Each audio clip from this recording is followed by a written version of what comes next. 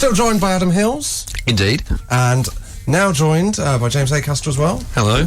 How are you? Good, mate, yeah. Good. How are you? Keeping your coat on? Keeping it... Well, I'm a bit chilly. Are you? Yeah. Did you do a thing there? I'm not sure if you did that one intentionally, but it looked like you were turning away from us until your name was mentioned, and then you spun around in your chair. Oh, it's exactly what I always do. Every week, Adam. I want it to be as much of a surprise to you that I'm on as it is to the listeners. Someone say, James. Are we on the air? How are you, James? Very well. Yeah. It's a lovely cup of tea you've made me again. Oh, no, I've nailed that now. Yeah, absolutely. It gets quite for the final hour. We get quite self-indulgent, Adam. How's your week been? Did you get trick or treated? I didn't get trick or treated. No. I was out doing a gig. Oh. So the audience were fairly scary, but that was okay. Did your audience members dress up? They didn't. No, they were. If they did, they dressed up as rowdy drunk people who didn't really want to listen to comedy. And well, man, did I get tricked? Oh, are you into Halloween? Not really. Not really. No. I've got a party tonight where it's the worst of both worlds because it's optional fancy dress. Oh! So basically what that means is if you go in fancy dress, most people won't be. Yeah. But you kind of feel like you should... I think fancy dress should be enforced or not at all. Yeah. Yeah. Yeah. Well, yeah, agreed. Yeah, because in that case, if it's enforced, you turn up and you go, look, none of us wanted to dress up, but this is what I've chosen. Yeah. But if you go tonight dressed up to this party, what you're saying is, not only is this how I choose to dress, but I've decided not to dress normally. I'd prefer the fancy dress option. Yeah, exactly. So it's a double... I was going to go as I'll tell you who off air because there's the person that hosts the party is obsessed with the comedian that's notoriously badly dressed. But this person, mate, I'm right here. This person's clothes aren't just bad; they're really expensive. So the joke would cost me about 200 quid, and I was like, I think I already know who it is. Yeah. Yeah, I mean, it's not you, James. That's not 200 quid's worth of clothes. Thank you very much. I know a bargain when I see one. I actually had two members. I was in Reading on Thursday night, on Halloween night, and of the entire audience, 2 people dressed up. And I really applauded them, actually. Brought them up on stage. What were they wearing? There were 2 girls, both aged 20. Were they together? Yes, they were together. One was dressed as Hit Girl from the movie Kick-Ass. Oh, yeah. Although she kept telling me it's Kick-Ass. Of course, yes. And another girl... In fact, you've just sworn on the radio, if you could apologise. My apologies. It is the name of a movie. I feel like a jackass. And the other girl dressed up as a Ghostbuster. Oh, that's a good one. Because I was going to go Ghost tonight. Not Patrick Swayze. Topless with a... bringing a potter's wheel in. Yeah. Who wants to sit down? Little boombox and chain melody playing. We were discussing various things. I think tweet in if you have any strong views on fancy dress either way. What's your views, Neil? We haven't really asked. I don't really have any. My problem with fancy dress... The thing is, I'm currently holding back. So my scrape this week is my Halloween night. Oh, I do have okay. opinions on fancy dress, and I will bring them up. I don't want people thinking that I don't have opinions like Neil. Josh Widdicombe, XFM. Now, what we're looking for, James and Adam, is a bit of positivity here, because we've been talking about failed driving tests. We've got 2 in of people that have passed in extraordinary circumstances. So, see if you would have passed these 2 people. Jeff Williams, friend of the show. Yeah. I on my driving test, 25 miles an hour in a 60 zone, stopped at green traffic lights, and couldn't turn off the windscreen wipers. I passed. What? I don't think not being able to turn off the windscreen wipers should lose you points. No. Because it's never going to cause a problem, is it? You never, unless you wear down your windscreen. They start making that awful screeching sound. Oh yeah, they do start making that screeching sound. I'd have failed someone for that. Would you? I hate that sound. Yeah, instantly. 25 and a 60 Yeah, that's really, you should... Yeah, that's dangerous. bad. That's ridiculous. That's dangerous. Yeah. And stopping at green traffic lights. How they passed, but I was going to say, some people have theories that they have to give a percentage of passes a day, don't they? Yeah. Really? So it's better to take it in the morning because then they haven't decided whether they're going to pass or fail you before they get in. Right. But I couldn't possibly comment if that's true. I imagine that's completely false. This is my favourite text, though. How about passing my driving test? My dad... Oh, this is... What a way to start a text. My dad, 1960. Gets in a car, drives around a bit, then examiner asks him to parallel park in a quiet suburban street. Dad parks as neatly as possible in a small space, pleased with himself. Examiner gets out of the car and vanishes into a house. My dad waits. 30 minutes later, the examiner leaves the house, literally doing his trousers back up. Gets in the car and says, "Well done, you've passed your test, now drive me back to the centre." Oh, that is a story and a half, isn't it? 1960 is a good year for... Yeah, that was before free love. That was actually part of the test in 1960. Yeah. How does that... Would you have sat there for 30 minutes? Yeah, you can't drive away. You can't go, forget this guy. I'm going back to the centre to pick up a new instructor. Have a new examiner, please. The other one's been in his house too long. What? Obviously we know what's happening there. That's it's quite similar to your story, Neil, in that there's a kind of frisson of excitement. That's how much times have changed. In 1960, you could drop someone off for a quickie and get your licence. Yeah. And then, now... Neil was failed for touching the leg of his driving instructor too many times. Too many times. That's the bit I liked. Touching the leg of his driving instructor too many times. There was a point where it's like, right, Neil, you have crossed the line. And will he apologise on air, James? That's the question. Probably not. No, not Neil. Look at him. Yeah, James knows. No, I won't. Definitely won't. He hasn't apologised to me for touching my leg too many times every single week on the air. Well, what we'll do, if you can top any of those stories, we can have the way you passed in a... I'm now worried to go out on the road. But if you passed in a good way, if you failed in a good way, whatever happened. That man's method of driving from then on after he passed was just driving people to their homes, dropping them off and going, I'll be here in 30 minutes. Josh Widdicombe. Podcast. XFM. The Lumineers, Hey Ho on XFM. Takes me back, Neil, to the days when we first met. When we used to play it. That used to be... We used to play that every week, and me and you would look across and go, is this going to work? And then you got a radio show. Hey! Very, very, very good, James. Right. Classic. Now, still joined by Adam Hills and James Acaster. And James Acaster now, it is time for your... Oh, is this new music under it, Neil? That is nice. Can we have this every week, please? You want this as the official scrape music? Yes, please. So James is going to tell us, each week he tells us, his life is basically like a sitcom, it has turned out, we've discovered. Yep. So each week he tells us about a scrape he's got into. Is it a current scrape or is it one from the archives? This is Halloween. This is Halloween night after that gig I did. Okay. Oh. I was invited to a party. I was excited this party because it was new friends. Oh, have you got new friends? I don't like the sound of this. I know, a bit weird, isn't it? Just people I started hanging out with in the summer. Yeah. I know them quite well. So they invited me to their house for the Halloween party. Very excited about it. But they said if you don't have an outfit, they will provide one. Oh no. Oh. So they said. So you didn't think maybe I should have an outfit? I've never bothered. Ever with Halloween outfits. Yeah. So I was like, I'm gonna have to have one. Have you ever forgotten your PE kit and then they make you go into like a box where there's like old shorts and a girl's top? That was before they did Sex Box, wasn't it? That was that was the idea for that. Yeah. It's evolved. So I was like, that's fine. I'll go and I'll just wear whatever they give me at the door, and I'm fine with that. Yeah. So I just got straight from the gig. And the door was answered by people I didn't know, so the room was rammed, but full of like 20-year-olds. How old are your friends? They're 30s, early 30s. So everyone else. So these two 20-year-old girls answer the door, and there's a guy stood next to this rack of different costumes. And he's just as a skeleton with body paint. Body paint all over him, but he's a skeleton. And here's a like a bit of a tip off. He was bad news. I wasn't going to like him, right? He had also painted a scar across his forehead. You can't pick a team. Right? You can't be a skeleton with a scar. Doesn't work.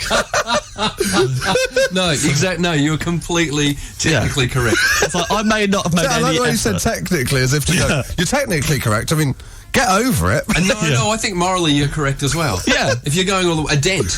Yeah. A dent into your head as a skeleton. Yeah. Or like a smashed hole. Yes. Yeah. Yep. Anything like that, not a scar. And like, I was like, even though I've not made the effort, I think I've beat you already because that doesn't make sense. And he, as soon as they answered the door, he looked at me and he went, "No outfit, off home." Right? That's what he said. Now that's not nice. No. Not nice at all. But I laughed it off. Yeah. It's like, that's a joke, right? That's a joke. So I was like, oh, I understand you got an outfit for me. And he got one off the rack and he gave it to me. He went, "Put that on. That's what losers wear." Oh! Okay, are you sure the scar... Are you sure someone hadn't just punched him half an hour It before was you got bleeding there? very convincingly. Very convincingly. I was gushing down his face. That's a really effective fat lip you've got there. Mate, your outfit. Someone's been in an accident. So he handed me the outfit and I was like, now... When he said that's what losers wear. Yeah. I just point out, he actually didn't call me a loser. He called me something way worse. I've downgraded it about 20 times to loser. Right? Okay. So I said, did you just call me a loser? And he went, now, at that point, what would you... If you were that guy, and you'd said that, and someone said, did you just call me... What would you do? Oh, you'd have to own up. Yeah? Yeah. Yeah. You'd probably go... I personally go, yeah, sorry about that. Bit silly, weren't it? I'd say, I thought it was banter, but it's got... Yeah. I misjudged the tone. Yeah, yeah. Absolutely. He went, yeah, deal with it. Whoa! Okay. Why does this kind of thing only happen to you? So I was, oh, by the way, the outfit he'd given me was a red onesie with a wolf's head on it. Just a bit of context. I didn't even know what that was meant to be. And a crown as well, like King of the Wolves. King Wolf. King Wolf. Oh no. Do you know what? I got to pull you up here. You can't complain if you turn up without a costume to a party where they say we will provide one for you. You're going to be King Wolf. You know you're going to be King Wolf. Just accept it. So, but he said, put that on. I was like, you call me, yeah. And I was like, right, the thing now is, if I put What this were you outfit wearing? on, Did you have to take your clothes off to put on the well, this is the thing, but I would have had to just like put it on over my clothes, but like, I was like, he's just told me this is what losers wear. Yeah. If I put it on now, it's the most demeaning thing to go, a 20-year-old just told me to dress like a loser, and I'm going to do it. Yeah. So I mean, you're not going to get respect from your wolf parliament after that, are you? I'm going to loser as the king. But I said to the girls who'd let me in, Off with his head. I said to these girls who'd let me in, who's that guy? And they said, oh, it's such and such's boyfriend, one of my new friend's boyfriends I've never met before. I was like, he's horrible. and then he turned around again and went, grin and bear it, put the outfit on. Whoa! Wow. At which point they all turned their back to me, and then this is the best feeling. I recommend this to everyone. I hung it up and I walked out. Oh! Right now, yeah. I've never done that I feel before. like on the Steve Wright show. It was amazing. It's the best feeling That's ever. amazing. You just turn and you leave. Yeah. I was just feeling really good. So that we could go, I should do this at every party. Like, every time anyone's slightly rude to me, I should go, Yep. I'll be back in a sec and just go home. Yeah. It'd be amazing.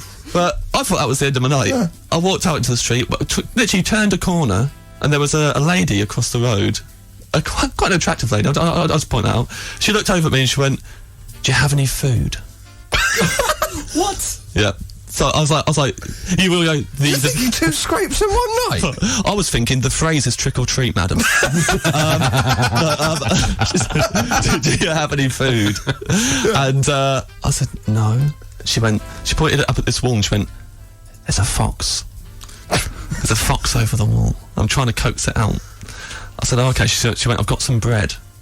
What do foxes eat? I went, I don't know. I think some of them might eat cat food. She went, and when I said that, it was like she really beat herself up over. She went, of course it was cat food. What was I thinking? Going to the shops and getting bread for a fox. And I was like, it's okay, yeah. And then as I was chatting to her, this fox just poked its head over the wall and looked at us. It was like a foot away from us, really close. Yeah, I'd be Looked at us. So I stood there and looked at this fox for about 20 minutes with this lady. Right. I was there looking at the fox, and she went, what have you been up to tonight? So I told her what I've just told you. Yeah. And about the party. She went, they sound like awful people. I said, yeah, I know. She went, well, they live around the corner. Yeah. She went, do you think they've got any cat food? That's amazing. And obviously I went, I don't know, but we're not doing that. And I kind of wish I had, because I think I got back, I made it home, and I said to my flatmate what happened, and he said there's two things that could have made you cooler that night. One would have been if you had gone back to the party with her, just walked in, pushed past the guy, went to the kitchen, stole all the meat from their fridge, and gone and fed a fox. And he said the other thing that I should have done, and I really regret this, is that instead of just leaving, I should have left with the King Wolf outfit. Yep. Oh, yeah, definitely. Should have taken it home. Amazing. Worn it, take a photo, send it to my new friends. Having a lovely night in, King Wolf. King Wolf. Oh, I know what I'm getting you for Christmas, James. That is one of the best. Have you kept in touch with that woman? Yeah, we're Facebook friends now, Right. and yeah, I mean, she lives in Switzerland. She's flying back today to Switzerland. Oh, So, this is like an updated version of Before Sunrise. It's like a Halloween horror version of Before Sunrise. Josh Widdicombe. XFM. We're nearing the end, and I feel Adam and James, and more particularly Neil, we should tie this up for where we all started. We started with a story today of you getting a bit busy with your hands on a driving instructor, touching her legs slightly too much. I think I didn't know before you did this that you were a driving instructor. What? Someone's texted in, when I was learning to drive, I struggled with the gears. My driving instructor suggested that as a way to help me, he would squeeze my knee to indicate which gear. Wow. I.e. 3 squeezes for 3rd gear. We did seem to go into 5th gear a lot. It ends, I now drive an automatic. Oh, who's that from? Shona, would you like to apologise now? Doesn't ring a bell. One of many. I think I love the fact that you haven't apologised all morning, and I'm not going to try and bully you into one final apology. Give I you don't one think last he should. time. I'm on Neil's side with this. I don't think he should. He didn't do anything inappropriate. Yeah. It was an accident. He reached for the gear stick and he kept touching the lady's leg. You didn't do anything that you need to apologise. She needs to apologise to you. Yeah. She needs to call up and say, I'm so sorry for failing you. To be honest, that's the greatest awakening I've had in quite some time. What are you doing afterwards? I think she needs to get back in touch. Okay, we'll put that appeal out for this week. If you know this, where was the test centre? It was in Shirley in Birmingham. Okay, and what year would it have been? What was it? 2001. 2001. Yeah. Okay. If you know this woman, or you are this woman, get in touch. You have awakened her. She might be going around squeezing people's knees for how many miles per hour they should be doing. Josh Widdicombe. XFM.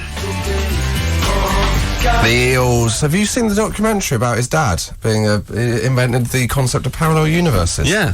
It's a really good documentary. Really? Yeah. But that's for another time. But if you wanted to, Next week's topic. next week's topic. What did your dad invent? What did your dad? Oh, it could. You know what? It could be musicians whose relatives have invented something. Oh, yeah, that's good. Oh, there we go. All right. Write it down there. Well, I'll see you next week then, Neil. We'll do the planning meeting. Maybe if listeners have got their own inventions. Invention Week on XFM. James, we've come to the point in the show where you can, as a thank you for coming in, you can plug your wares. So we'll start with James. As an old hand, you know how to do this. Go. Monday to Saturday, I'll be at the Soho Theatre at 9:15 every night doing my solo show, Lawnmower. Come and see it. It is a brilliant show. It was nominated for the Foster's Award. Just a bit. And also, tomorrow I'm doing a gig called Rise of the Idiots in Balham. That's a good gig, that. It's their 3rd anniversary show, and they have asked me to plug it. I'm doing it. Any other promoters who are booking me, don't get any wise ideas. I'm doing it once for these guys because they listen to the show. And they're very nice people. The gig is always nice. So come along.